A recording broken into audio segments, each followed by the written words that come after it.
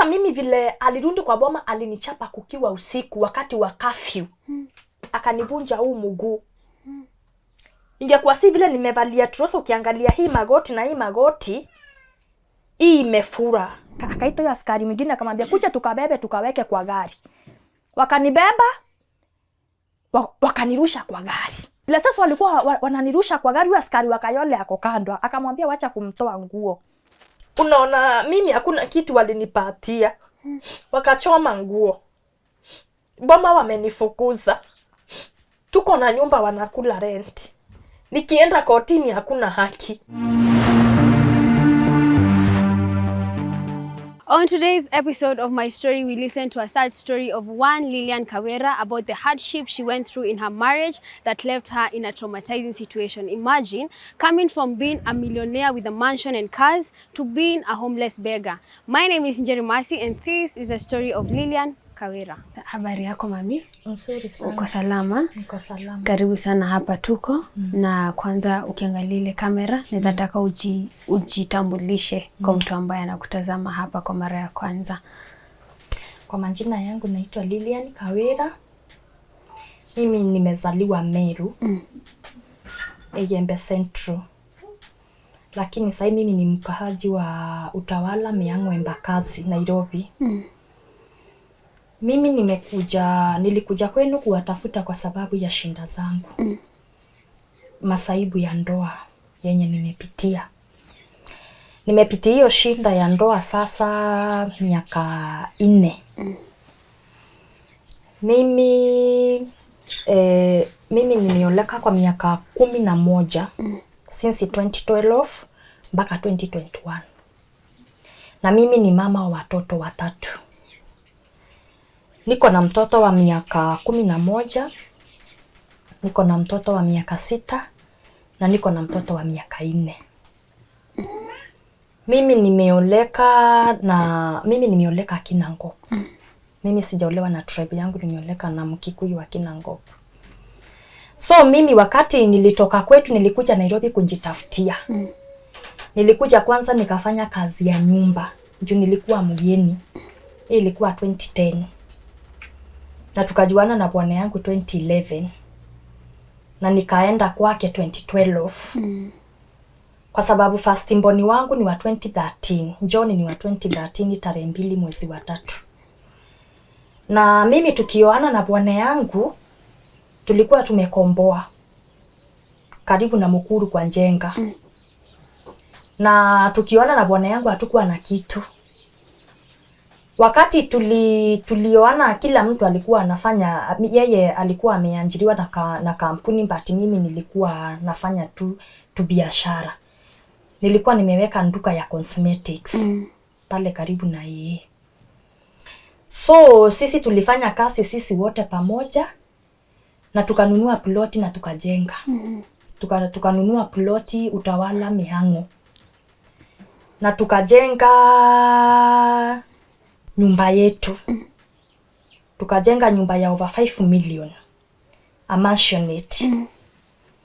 Na yani Miang'o tuko na ploti 2. Hiyo boma ya kukaa na pia tuko na nyumba za kukondesha. Hiyo nyumba ni ya kukondesha but njua haijaisha. Iko na nyumba 4. 3 za biashara na njuu kuna 1. Sasa mimi wakati tulijenga nilihamia kwa hiyo nyumba yangu 2015 mwezi wa 9. Mansionette sasa. Mansionette. Na nilihamia kwa hiyo boma na mtoto mmoja, John peke yake.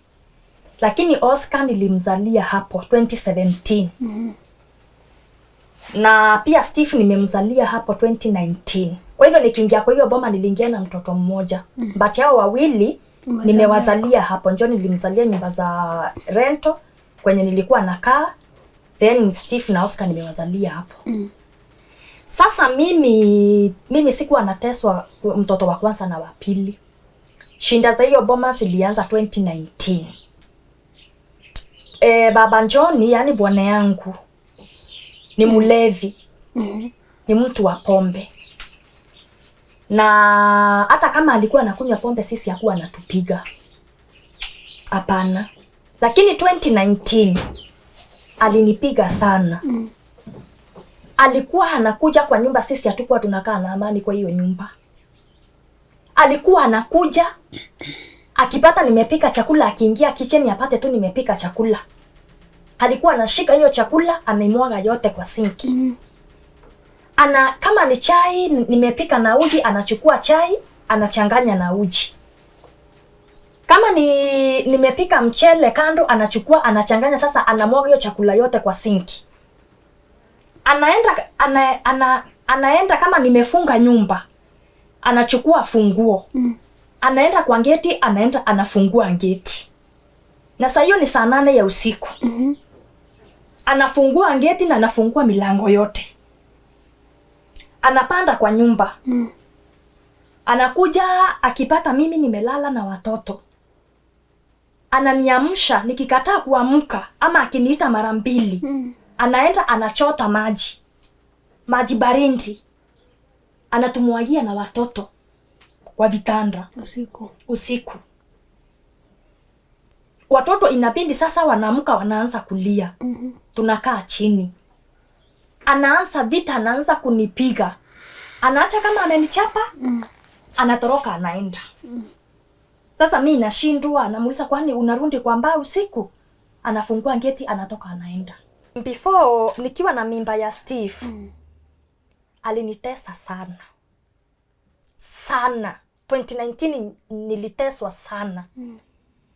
Juu nikiwa na mimba ya miezi 8, alikuja akanitoa kwa bedroom nikioga.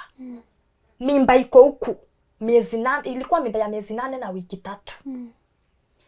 Mimi alinichapa, alinigonga hii ngumi, akanigonga hii na akanigonga hii, nikaanguka chini bila nguo.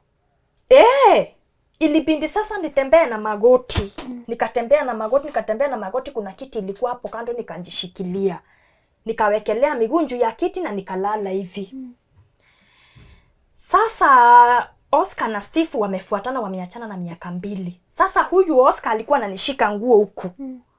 Sasa niko na mimba ingine na bado huyu ni mdogo. At least John ndiye alikuwa mwerevu kidogo. Mimi vile alinichapa na mimba, hata hakunipeleka hospitali. Hakunichukua nipeleke hospitali na ameniumiza. Nililala hapo mpaka asubuhi. Nikaamka nikajipeleka hospitali mimi mwenyewe. From there akakuwa akuji kwa boma. Anaenda anakosa kurundi, ama anaenda Monday anarundi Friday. Ama hata anakosa kurundi, hata chakula aleti kwa nyumba. Mimi hiyo siku sasa vile nilijifungua huyu mtoto, njuu vile alinichapa na hiyo mimba ilianzia shinda hapo. Mimi nikakuwa najipeleka kliniki mimi mwenyewe. Nilikuwa nalala usiku, nilikuwa nashikwa, yani ni kama nilikuwa naganda. Naganda kabisa mpaka nashindwa kutembea. Sasa mimi vile nilienda scan ilionyesha na mtoto amejiroli na kondi. Alikuwa amejifunga mkono na shingo. So mimi daktari akaniambia wacha tutaona kama unaweza njifungua, kama hautajifungua utaenda tu theater, tutajua.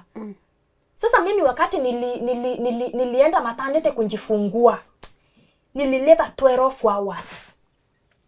Masaa 10 na mangapi? Na 2 maternity. Nikalala na hiyo, nikashinda na hiyo uchungu, nikalala na hiyo uchungu, nikaamkia nayo. Akuja hata kuniona. Akikuja mtoto hajateremsha kichwa imekwama. Ilibidi sasa niende theater direct. Sina mtu wa kuniwekea hata saini niende theater. Hapana. Ni daktari alinisainia nikaenda theater. Yeye alikuja sasa the following day kama nimetoka theater na niko na mtoto. Kutoka hapo mimi vile nilitoka hospitali nikaenda kwa nyumba. Alete hata chakula. Na niko na mtoto mdogo na niko na kindonda na niko na watoto wandogo sasa. Niko na kindonda, sina mtu wa kunisaidia. hata nani. Ni mimi nijipikie na hiyo kindonda. Ni rafiki yangu alikuja akaanza kunifulia nguo za watoto na kunipikia, akaniambia nisinamishe hiyo kindonda. Baba John ashaenda. Ashatorokea kwa huyo mama na akamkombolea nyumba choka. Mimi ile pesa nilikuwa nimesave ndio nilikuwa najinunulia nayo chakula na tafuta pia mtu ananifulia nguo. Kwa hiyo nyumba kubwa hivyo sikuwa na chakula. Hata maji akakata. Hata ngasi hawezi njaza. Hata pampers za mtoto hawezi leta. Hata nguo za huyu mtoto mwenye nilijifungua na CS. Alitumia nguo za huyu mtoto mwingine mdogo. Hakununua. Na akienda anazima simu. Ni mimi nikae na watoto, nijue chenye watakula na sina kazi na niko na mtoto mdogo. So 2020 akanipigia simu saa 6 ya usiku. Akaniuliza, kwani umelala na nimepata accident? Nikamuuliza, atumepata accident? Kuja. Sasa mimi niko peke yangu na niko na watoto. That time na sikuwa nimepona vizuri juu alikuwa ananipiga hata kindonda kama haijapona. Nikachukua mtoto, nikamweka kwa kiti ya gari nyuma. Ulikuwa una drive? Nilikuwa na drive. Wow. Hiyo gari ndio niliweka mtoto kwa kiti ya nyuma. Nikaenda kitu kama saa 6:30 hapo. Nikaenda nikamuuliza, umepata accident wapi? Akaniambia kuja kama unakuja Shooters. Mimi nikaenda. Ako mlevi. Na naye ako mlevi. Huyo sasa ni nani? Huyo ni huyo mama mwenye sasa alioleka kwangu. Okay. Sasa hawanijui, najui kama nimefika. Vile nilifika, nikaenda nikapata hiyo gari yake imeanguka na saindi moja imelala kwa mtaro. Sasa yeye ni kulewa, amelewa kabisa. Mimi sasa kuna askari nilienda nikapata hapo. Ananijua. Akaambia hao watu wengine walikuwa hapo. Huyu msee namjua, amejenga hapa miango na bibi yake hata ako na mtoto mdogo. Huyu si bibi yake. Sasa mimi vile nilifika hapo nikasalimia huyu askari, nikamwambia mambo, kaniambia mzuri. Sasa si askari sasa vile sasa nini Baba John aliniona, alishtuka. Sasa huyu njoo bwana yangu walikuwa watu wawili na walikuwa pia na gari Probox. But hiyo gari sikuisoma namba lakini nakumbukanga ilikuwa gari Probox. Sasa huyu mama akapanda, huyo jamaa vile aliniona akamshika mkono. Akashika huyo mama mwenye alioleka kwangu mkono. Akamweka kwa gari yake. Wakatoroka. Sasa alitoroka na simu ya Baba John sasa. Baba ya watoto wangu. Ndio sasa nikamuuliza, kwa nini unatoroka na yeye na ametoka kwa hii gari? Wakatoroka wakafika mpaka Immaculate. Wakapigiwa simu na huyo askari. Wakarundi. Kurundi, huyo askari akamwambia leta simu. Akampatia simu. Sasa si wameshikwa. So askari alikuwa anamuita ndio arundi washikwe. Tukaenda mpaka Karagita Police Station. Kuenda imefika karibu sasa saa 9 ya usiku. Uko na mtoto kwa gari. Na niko na mtoto kwa gari.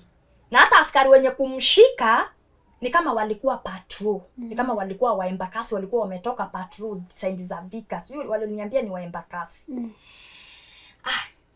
Tukafika. Ni kama alitoa pesa, mimi sijui vile waliongea na askari hapo ndani wakaachili. Sasa imefika saa 9 ya asubuhi sasa usiku. Sasa mimi bado niko na mtoto. Kuachiliwa alikanyanga gari mafuta shua. Akaenda. Akaniacha pale police station na mtoto. Askari akaniuliza, huyo mtoto atashikwa na nimone. Kwani huyo askari hakuwa anajua kama niko na mtoto mdogo kwa gari. Akakuja akachungulia kile kwa niko na katoto nimefunikia.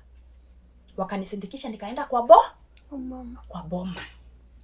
Tukafika mpaka kwa boma. Wakauliza kwani mumejenga? Nikamwambia tumejenga. Ndio maana mwanaume ako na pesa za kuharibu na akileta shinda umshtaki.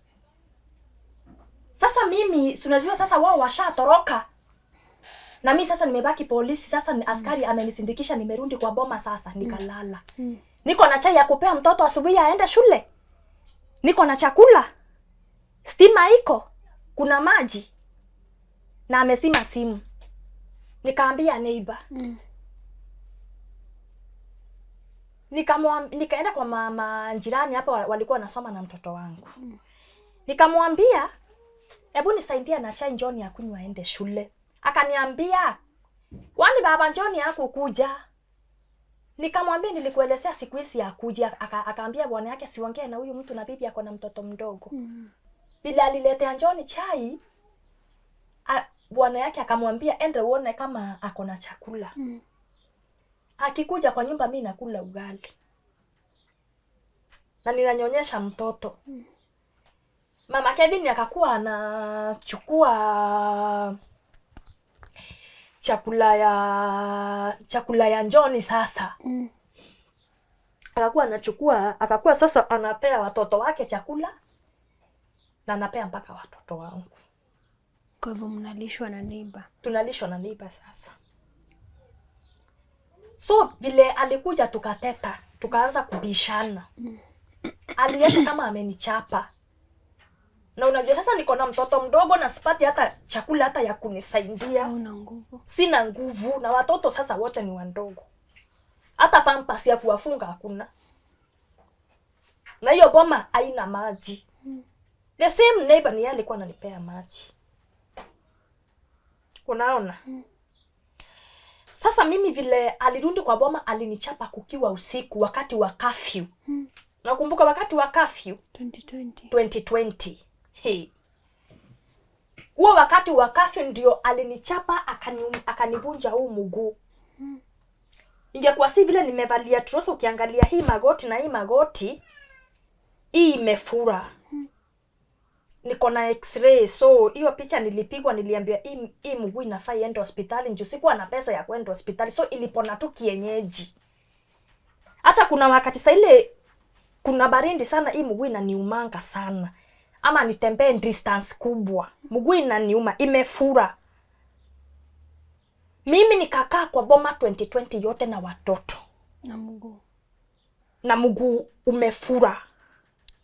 Mguu umevunjika. Sasa nilikuwa nafunga na kitambaa naweza kutembea. Nilikuwa natafuta mti natembea. Saa hiyo ashatoroka. Amenichapa na ametoroka na curfew usiku. Akaenda kwa huyo mama choka. Mimi nikabaki. That time hakuna mtu aunge travel. Nikae. Na yeye hayuko. Nikatafuta namna ya kwenda kwao. Nikateremka nikaenda kwao nikapata wazazi wake. Nikaenda nikawaambia sasa mimi nimeachwa kwa nyumba na watoto. Sina chakula. Sina anything. Kwa wazazi wake. Mama yake nilikaa siku kama 2. Alinifukuza. Mother-in-law. Aliniambia nimesema urudi kwako. Hapa ni kwangu. Hakuna watoto mtoto wangu alizaa. Wewe ndi ulizaa watoto. Unakuja kuniambia mambo ya bwana yako na mimi niko na bwana yangu hapa. Si wewe ukatafute bwana yako, unamwacha Nairobi unakuja kumtafuta huku. Hawakunipea hata fare ya kurudi. Nikaenda nikafika kwa stage. Nikasimama sasa na watoto na hakuna gari. Hakuna gari zilikuwa zinapita huo wakati. Nilibebwa sijui ni akina nani walinibeba lakini walinipata tu wakaenda wakarundi wakanipata tu niko tu pale tu na watoto. Kanisa mama unaenda wapi na watoto na kuna corona valisha watoto mask. Mimi sikuwa na pesa. Kaniambia ingia kwa gari. Sasa walikuwa na mask, walikuwa wamenunua mingi. Wakanipea yangu wakavalisha watoto, kila mtoto alikuwa na mask tukaingia kwa gari. Kuna maji ilikuwa hapo na chupa. Walikuwa wameweka maji kwa gari yao. Mtoto wangu akitaka kukunywa wakamnyang'anya. Akamwambia usikunywe maji. Huyo jamaa akashuka kwa gari akanibaia maji na akaninunulia watoto. Akaniambia kwani hao watoto wamekula? Nikamwambia hawajakula. Hakuna hata hoteli imefunguliwa. Tukaenda tukapata mahali duka imefunguliwa. Wakatununulia mkate na sonda. Wakaniuliza unaenda wapi? Nikamwambia naenda Utawala. Walinileta mpaka kwa boma. Waliingia kwa boma. Wakaacha kama wakaenda hawakuniambia kama wataniletea chakula. Walitoka tu kama wametoka. Wakarundi. Vile sasa walirundi ndio sasa nimeona wamekuja na shopping. Mmoja wao akampigia simu. Akapigia baba ya watoto wangu simu, akamwambia huyo nilimalizana na yeye. Wakaniuliza mbona mwanaume ako na kiburi hivi na hawa watoto ni wake? Wacha tuende sisi tumetoka mbali. Walinifanyia shopping mingi juu hiyo chakula tulikula karibu wiki 3. Juu walimbaia maziwa carton kama 2. Sasa mimi hiyo 2020 sasa unaona sasa imeisha. Mimi nilikuja walikuja sasa kukuja wakanitoa kwangu. Walikuwa sasa wanakuja kunitoa kwangu. Baba ya watoto wako na huyu mwanamke mgeni. Vile sasa walikuwa wanakuja kunitoa kwangu. Tulipigana na wao. Kumbe walienda wakaandika kesi kama sijui. Sasa mimi sasa sasa tumetoka 2020 tumevuka 2021. Na hiyo 2020 ndio nilihangaika vizuri. Nilihangaika sana.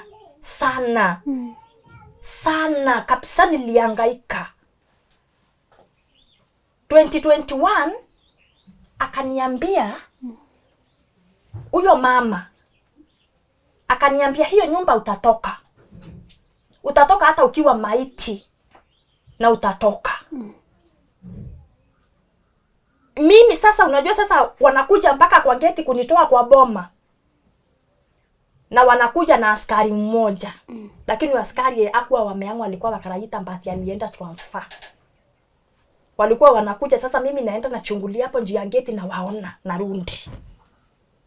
Sasa siku moja juu walikuwa washaandika kesi na wako na ombi na sijui mimi nikatoka. Nikatoka kama naenda kununua breakfast ya asubuhi masaa ya manjioni. Nikashikwa na polisi. Nikauliza mumenishikia nini? Twende utajulia mbele. Nikawauliza mnanishika na nimeacha watoto kwa nyumba. Hatuwezi tukakushika kama hatujui watoto wataenda wapi. Mimi nikashikwa nikapelekwa police station. Sina simu, nimeacha simu kwa nyumba. Kufika yule askari alinishika. Alipigia bwana yangu simu. Akamwambia tumemshika. Enda sasa ukachukue watoto. Sikumaliza 10 to 20 minutes. Kama gari ya Kayole ijakuja. Kawekwa kwa gari nikateremshwa Kayole. The following day nikafikishwa wapi? Kotini Makandara. Mimi sina cash bill. Na sasa wanakuambia umeshtakiwa nini? Waliniambia ni assault. Juu ulipishana na wao ile time. Okay. Sasa mimi juu sina cash bill sitabindi niende Lang'ata. Kaenda Lang'ata kutoka date 26 mwezi wa 3 2021 mpaka tarehe 6 mwezi wa 9. Hiyo ni miezi 6. Lang'ata jela bila hatia. Nikienda kotini hakuna file. Ilibindi ofisi ya Lang'ata iandike barua. Wanitishie file, wakasema kama hakuna file basi aachiliwe. Mara ya mwisho kwenda kotini walipigiwa simu wakaambiwa wakuje, kama wakuje nitaachiliwa, wakakataa kukuja. Mimi nikaachiliwa. But ilikuwa mpango nishikwe ndio warundi wapi? Kwako. Kwangu. Sasa mimi saa ile nilitoka jela. Nilitoka jela, but nikiwa Lang'ata tunapeangwa simu za welfare. Nilikuwa nimepiga simu za welfare, marafiki zangu wakaniambia kwako kuna mtu. Bwana yako alirudi kwa boma. Na nyumba imejaa watu. Kwa hivyo ukitoka usiende huko direct utauawa. Nikatoka jela. Sina nguo. Nimetoka jela, nyumba iko na watu. Nimetoka jela, sina makao. Nimetoka jela, sina pesa. Nimetoka jela, sina nguo. Yani niko mtu tu hivyo. Ilibidi sasa nianze kuchangiwa na marafiki zangu. Wakanichangia, wakanipea nguo, wengine wakanipea sufurizo, vyombo zote unaona niko nazo hapo ni za kupewa. Hakuna vyombo nilinunua, hakuna kitu nimenunua mimi. Hata nguo nilinunuliwa. Kwanza before nipewe mattress nilikuja nikakomboa nyumba ingine nilikuwa nimekomboa karibu na kwa Kindero huko, nikatandika tungunia chini. Nikalala. Sasa unaona nimetoka jela mwezi wa 9. Tuna mwaka umebakisha miezi 2. Tufunge mwaka. Alafu nikatoka jela nikagonjeka. Niligonjeka, nilikuwa na fura boil. Zile vitu zinatoanga uzaa. Zilikuwa zimejaa miguu, mgongo, yani zilinjaa kila mahali, zinatoa mpaka uzaa. Rafiki yangu akanipeleka hospitali. Nikapewa dawa za kuosha damu. So nikakaa mwezi wa 9, wa 10, wa 11, Disemba, Januari nikaenda nikamwambia wacha nikuje nione watoto. Nikaenda kwa geti kuona watoto. Kwenda kwa geti kuona watoto tukafurugana. Akaniuliza umekuja hapa kufanya nini? Akaniuliza umekuja hapa kufanya nini? Mimi ndiye mwenye boma sasa. Sasa unajua nyumba imejaa watu na mimi niko peke yangu. Nilipata watu 4. Sasa mimi vile tulifurugana, unajua kumbe ashapigia baba ya watoto simu, sasa naye akaita polisi. Wakakuja. Ilikuwa tarehe 10 Januari 2022. Kukuja, askari alinifiatua kofi. Huyo mwenye nakwambia bando walikuwa wanakuja na alikuwa inspector. Akanifiatua kofi na akafiatua mtoto wangu Steve. Akamgonganisha huko. Sasa watu walinjaa, majirani walikuja wengi. Akaambia wacha kupiga mtoto, wacha kumchapia watoto. Akanishikia hapa. Akanisukuma, akaniingiza kwa hiyo gari yo Probox mpaka station. Kufika pale hatukushikwa sisi wote. Sasa unajua baba ya watoto wangu ashafika. Na wale watu walikuwa kwa nyumba sikuwa nawajua vizuri, but wengine sasa nawajua. Wakakuja. Huyu akabaki, mimi ndani. Mimi ndani. Nimerudishwa jela tena. Miezi ngapi? 4. Nikarudishwa tena jela 2022 miezi 4. Nikatoka na cash mbili ya 10,000. Hiyo ni 2022. Kutoka sasa ilibidi sasa nikuje nianze maisha tena. Zile vitu nilikuwa nazo hakuna. Nilipata zimeibiwa, ndio plot haikuwa, yani si mali ungeenda uachanishe nyumba hivyo. Nimeanza tena. But sasa unaona yeye nikiwa jela alikuwa amefile case. Akasema mimi niliacha watoto. Nikaenda. Hakusema ni yeye alikuwa ameniacha kwa nyumba na watoto. Sasa mimi wakati nilitoka hiyo 2022 nikajipanga nikaenda nikafile in defense. Tukaendelea na case. Tukifika sasa tumetoka 2022 tuko 2023. Mimi yeye ako na wakili, mimi sina wakili. Nilikuwa natengeneza makaratasi pale na lip.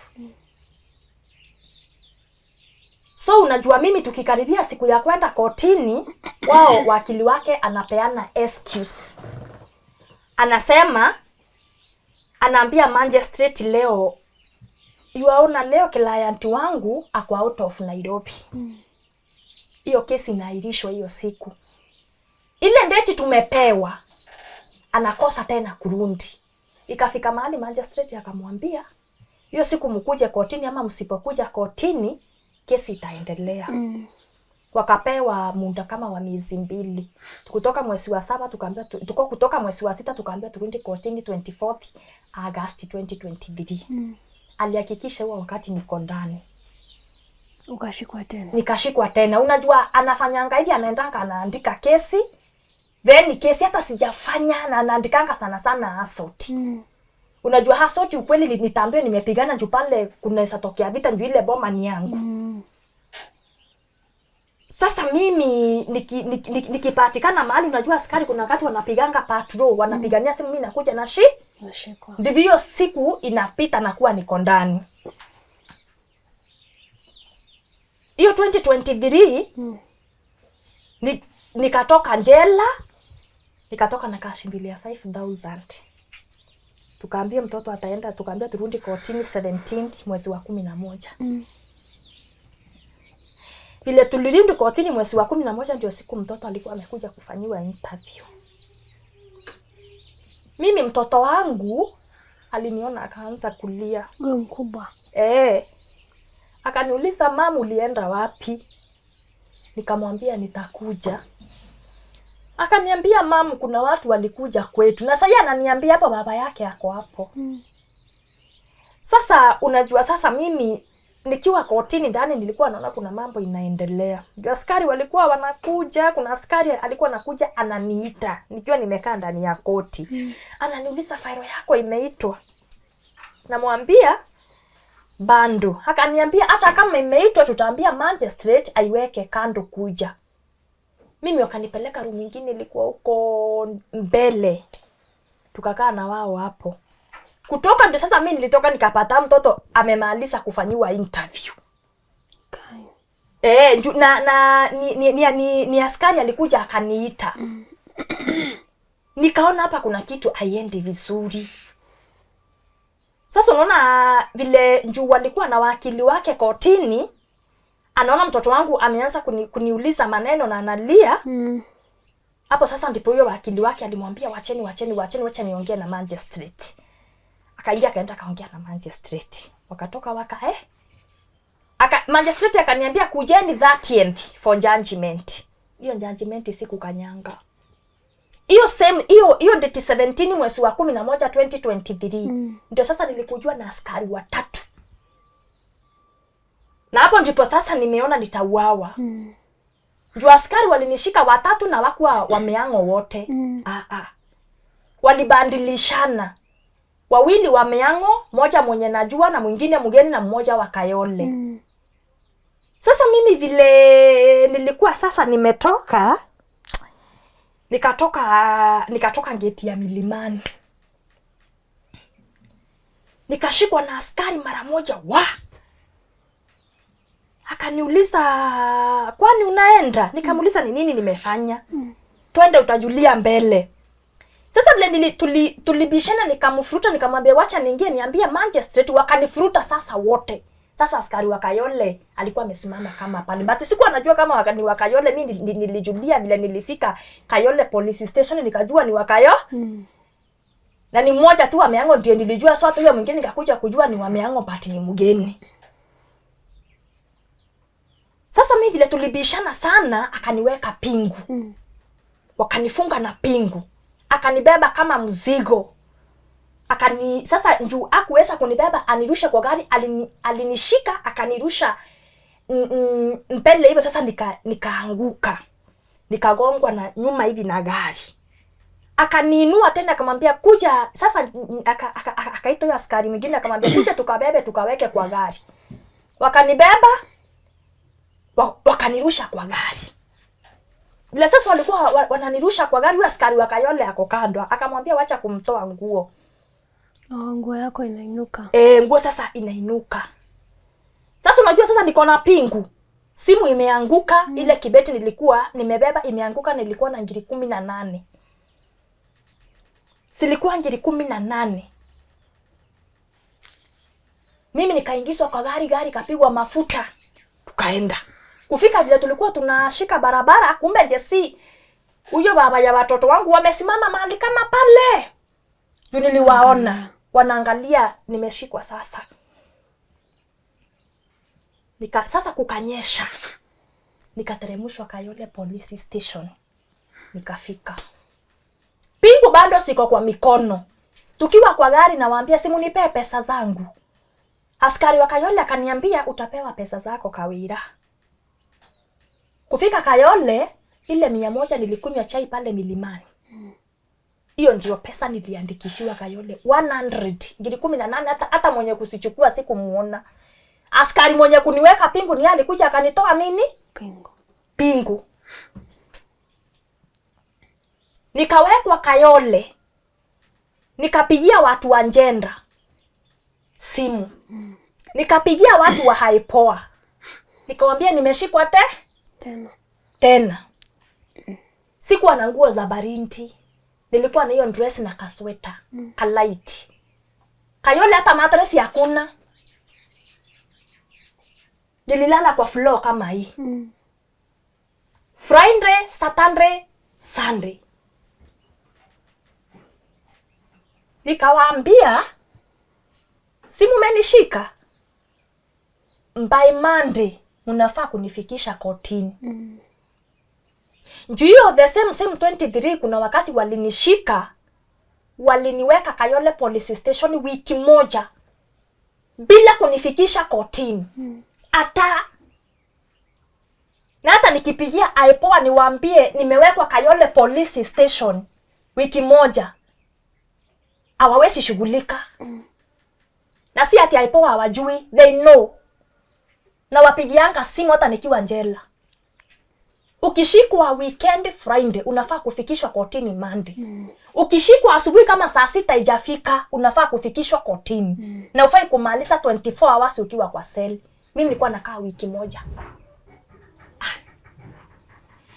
Yule askari wa Kayole akasema kama mimi nilikuwa najua hii kesi ilikuwa hivi singeenda. Huyu mama ni watoto wake anafuata nimeambiwa. Na wamenikujia hapa hata wananiambia tunaenda kushika mwizi. Sasa mimi wakati nilikaa Kayole kama nilikaa Kayole nikaenda kama nimegonjeka. Pneumonia. Vile sasa nilienda Lang'ata nikafika nikaambia askari wa Lang'ata njoo ananijua si mara ya kwanza kukanyanga huko. Nikamwambia madam niko mgonjwa. Kaniuliza Kawira umerudi huku na ile kesi ya bwana yako tu tena. Mbona usiende kwa wakubwa? Nikamwambia na hema nasikia kifua uchungu. Wakanipea ndawa. Jela kuna ndawa. Alafu najua tulifika late.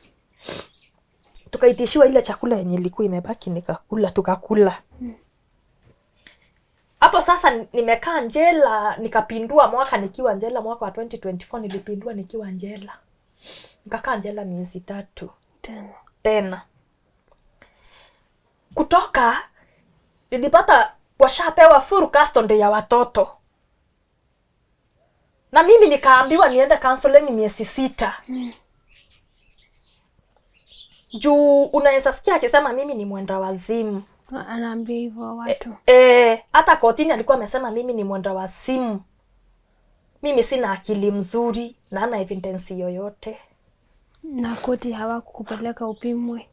Hakuna onda yoyote ilitoka kwa koti. Ile onda ilitoka kwa koti ni hiyo tu ya kusema niende counseling. Sasa si unajua mimi nimetoka jela nimepata ashapewa watoto. Sasa mimi nikiangalia watoto wangu wanaumia. Na huyu mama ako na watoto wakubwa hata kuniliko. Ukiangalia kama huyo mtoto wangu anaitwa Oscar ni mtoto amegonjeka sana hata akiwa mdogo. Mtoto alikuwa ICU. Mtoto wangu hana mtu wa kumuangalia. Unaona mtoto amedhoofika afya ya mwili. Unaona? Huyu mama ako na watoto wakubwa, mimi watoto wangu ni wadogo. Unaona? Na hiyo nyumba imejaa watu. Watu ni kina nani Kawira? Kama family members. Wa huyo mama sasa. Wa huyo mama. Unaona mimi hakuna kitu walinipatia. Wakachoma nguo. Boma wamenifukuza. Tuko na nyumba wanakula rent. Nikienda kotini hakuna haki. Na mlijenga pamoja. Na tumejenga pamoja. Kuna mahali ulinigusia kwamba hata wakati alikufukuza kutoka na chochote. Si kutoka na kitu. Si kutoka na anything. Na nguo zako. Walichoma. Nguo walichoma, si kutoka huko na anything. Wakati nilitoka, unajua mimi sasa wakati nilishikwa, unajua sasa nilishikwa bila kitu. So si watoto wamebaki kwa nyumba, amekuja amechukua watoto. So wakati nilitoka nje kumitisha nguo nikaambiwa na majirani walichoma. Alitoa nje ya geti akachoma. Kila kitu hakuna nguo alinipatia. Hakuna mali tulipewa na wazazi wake. Hii mali yote tumetafuta na yeye. Mimi nimeoneka under customary. Huyu na yeye amekuja amefanya mpaka harusi pale Sheria House. Walifanya harusi lini? Tarehe 3 2023. Tarehe 7. Ukiwa jela. Ndio walifanya harusi na hata nilikuwa nimeenda hapo Sheria House na nikasema wasifanye harusi. So mimi sijui walifanya harusi aje. Na mwenye alisimamia harusi ni family friends. Namjua mwenye alisimamia harusi. Alikuwa rafiki yenu? Alikuwa rafiki yetu.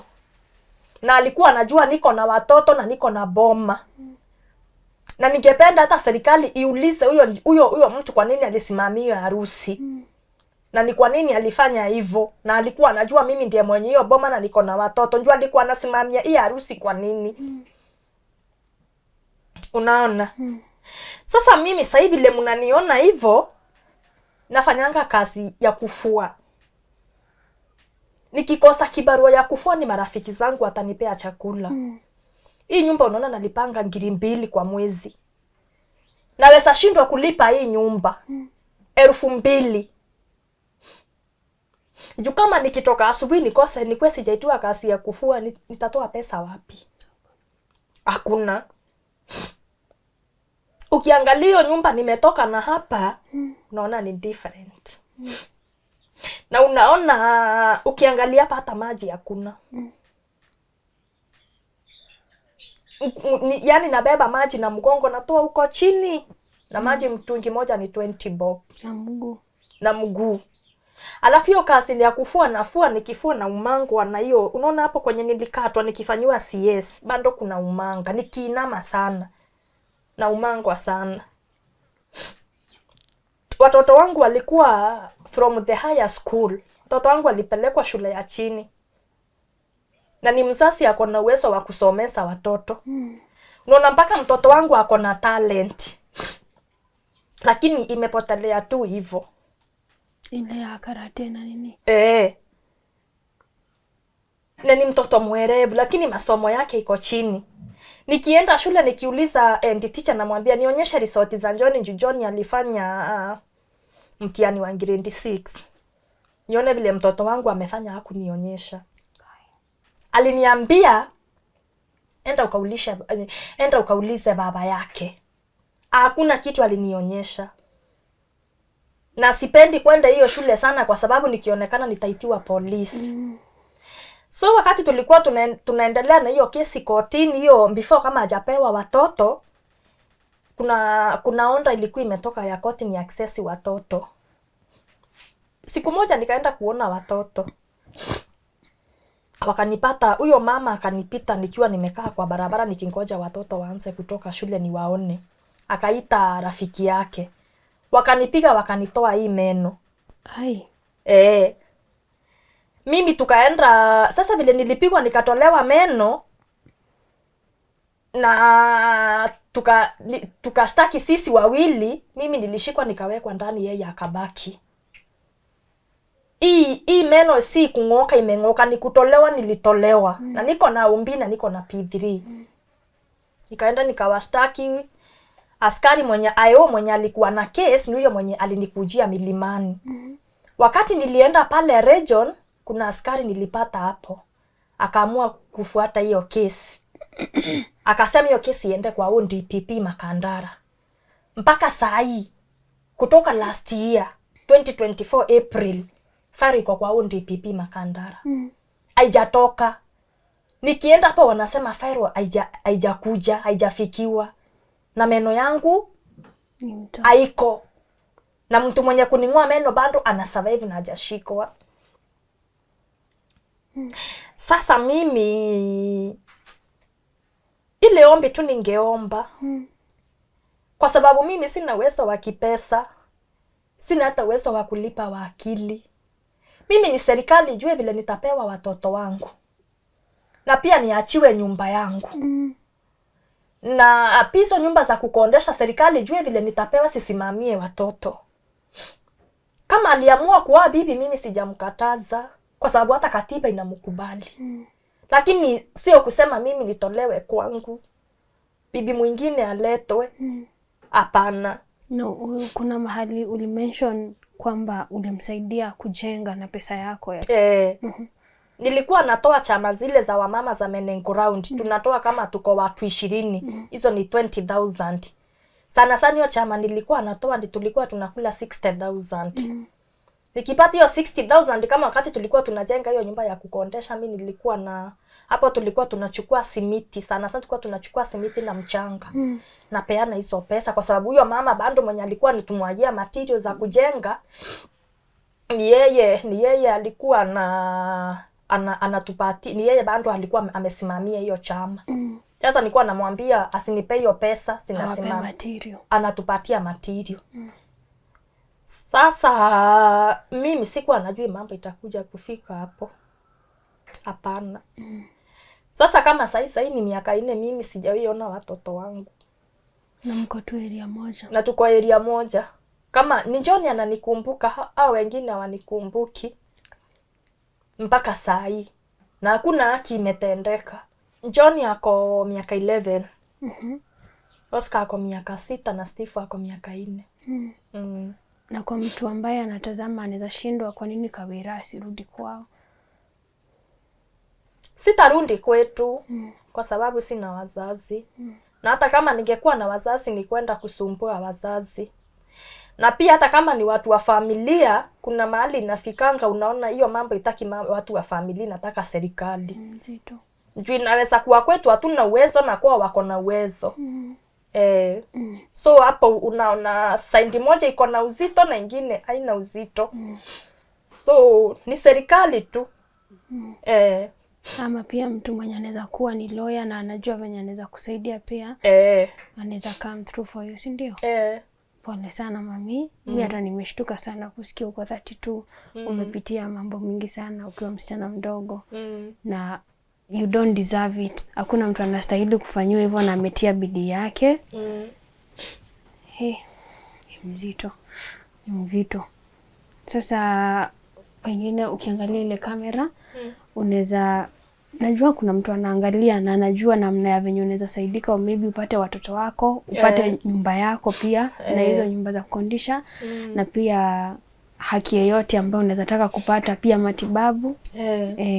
Kwa mtu yeyote mwenye anafanya kazi kwa serikali na pia serikali ama any volunteer mwenye anaweza niangalia saa hii hata kama ni lawyer naweza peana namba yangu.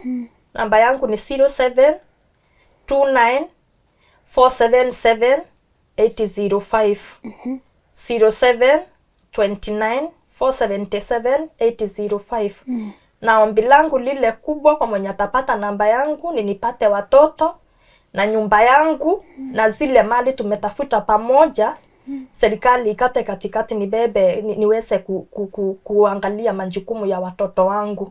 Na sina shinda na kuoa kwake mimi. Bora tu nipewe watoto wangu na nyumba yangu.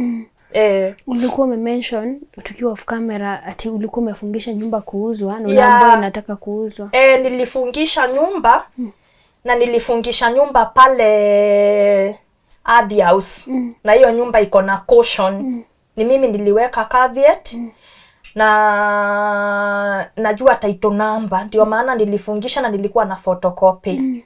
So mimi nilishtuka sana. Hata mjusi nilitoka kwa registrar nikamuuliza nyumba yangu iko na caveat. Mbona nasikia inauzwa? Akaniambia hakuna mtu amekuja hapa. Na nikaenda pale Hadi House hapo community kama 2 weeks ago. tukaangalia na tukaona bado hiyo caveat iko. Nashindwa hiyo nyumba inauzwa aje ikiwa na caveat? Ningependa sana serikali ichunguze kabisa. Hiyo nyumba iko na caveat. Naweza toa document, sana nitatoa document. Ndivyo in case of anything, serikali itanisaidia na mwenye anaangalia atanisaidia kufuatilia hiyo nyumba, na pia gari ziko na caveat. Oh, gari pia mlitafuta pamoja? Yes, pia gari ziliwekwa caveat pale kwa NTSA na niko na document kuonyesha hizo vitu zote zimefungwa, so ana uwezo wa kuuza. Pengine kwa mtu anaangalia, akiangalia hii mandhari ya mahali unaishi, ulikuwa na gari kama ngapi ukiwa kwa mansion? Tulikuwa na gari 2. Oye. Moja ilikuwa yangu, ingine ilikuwa yake. Sasa ukiwa umeketi hapa ukiangalia mambo yamekupitishia baada ya kusimama naye kutoka chini mpaka mkapanda, una regret kujenga hizo vitu na yeye? Na regret. Juu number 1, ningejua atanifanyia hivyo, hiyo pesa ningeficha. Ningeweka kwa akaunti yangu. Juu number 1, kwa mtu mwenye ana wazazi, maisha ni mzito. Kwa mtu mwenye ameoleka na akona wazazi, kama akona mahali pa kurudi, wanarundi kwa wazazi wake. Lakini mtu kama mimi, unaona maisha inanikalia. Juu nikienda kwetu watoto wangu wanaenda kuumia. So unaona maisha yani ni ngumu. Sikuwa najua itakuja kuwa hivyo. Sikuwa najua. Kawera sasa akakuwa atapatana na hii episode na watch na akuwa anasikiza, unaweza mwambia nini? Mimi simtaki. Hata anataka divorce. Lakini angalia watoto wangu mpaka wafike miaka 18. Juu kunilalisha njela sio kitu rahisi. Ile vitu amenipitishia hapo siko na uzito, ni kunichapa na mimba, kunivunja mguu na kulala njela. Njela sio rahisi. Njela hakuna freedom. Njela kuoga na maji baridi na kukaa nimefungiwa, njela sio kitu rahisi. Miezi 6 njela si kitu rahisi. Na kwa watoto wako wenye umenyimwa kuona? Na pia watoto wangu niko na uchungu sana.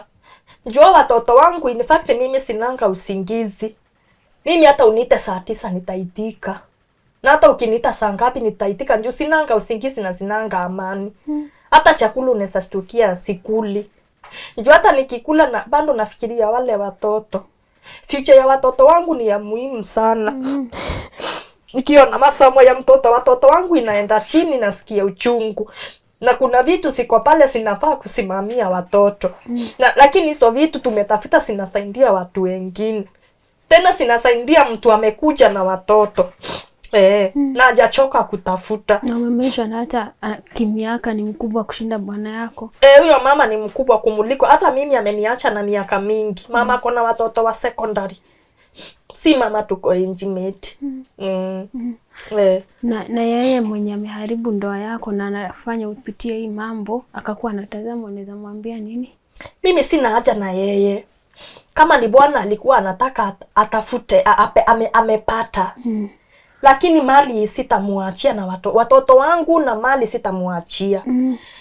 Juu watoto hawafai kuhangaika na kuna mali ya kuangalia. Na kutesa watoto, anatesa watoto, anawapeleka police station usiku, anawafukuza, na ni watoto wandogo. Anawafukuza watoto?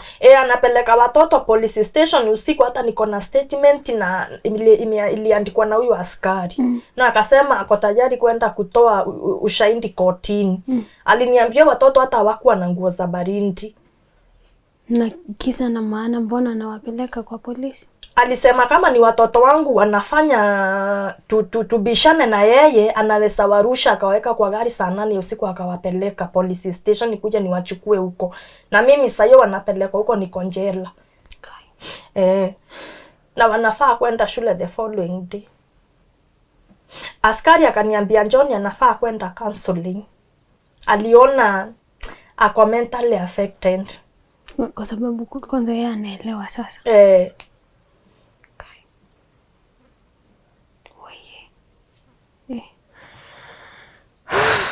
Sasa John unaweza mwambia nini ukapatana na yeye mami? John nitamwambia tu kwa sababu akiwa kwa mikono yangu nitamwambia asome na asahau yenye yamepita. Hivyo ndivyo nitamwambia. Sahi unasikianga aje? Umeniambia watoto wengine mwenye ako 6 na 4 hata hawakujui. Sio 6 na 4. John ndiye alifanya mtihani wa grade 6, sahi ako 7, Oscar ako PP2. Age. Oscar ako miaka 6. Na ako kingine miaka 4. Sio? So wako 6 and 4 years. Na hawakujui. Hawanijui. Unasikianga aje kama mama yao? Nasikianga uchungu, ni uchungu. Mtoto kama ajui mama yake na hajakufa. Na mimi nimezaa hao watoto. Na nilihangaika nao watoto mwaka na miezi 6 peke yangu. Oye. Pole sana.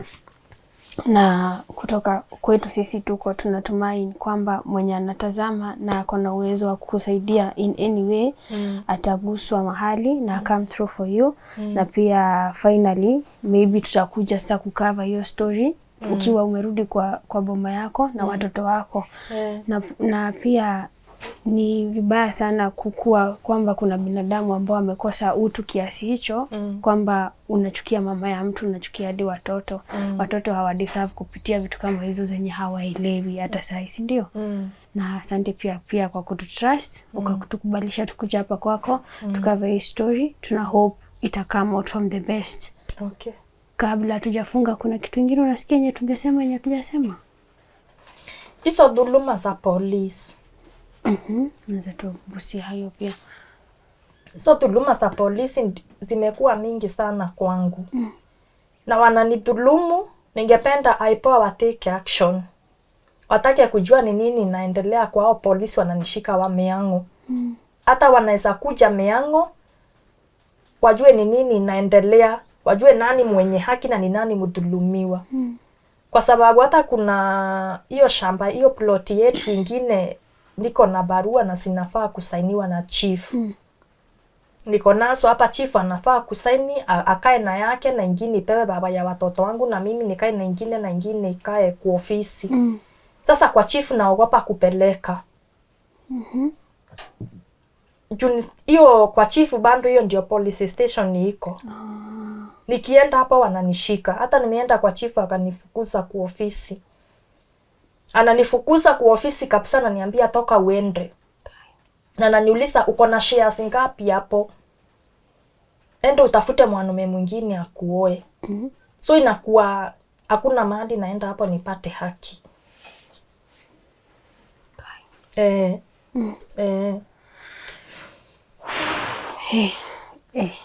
Mungu Baba. Pole sana. Pole sana. Na tuna hope kila kitu takuwa salama. Sawa? And to you, our viewer, thank you for sticking with us up to this point of today's episode. As usual, I'm waiting to hear your feedback on the comment section below. And remember that Lillian's number will be on your screen and also on the pinned comment below. Until next time, my name is Jeremasi and just keep it to go.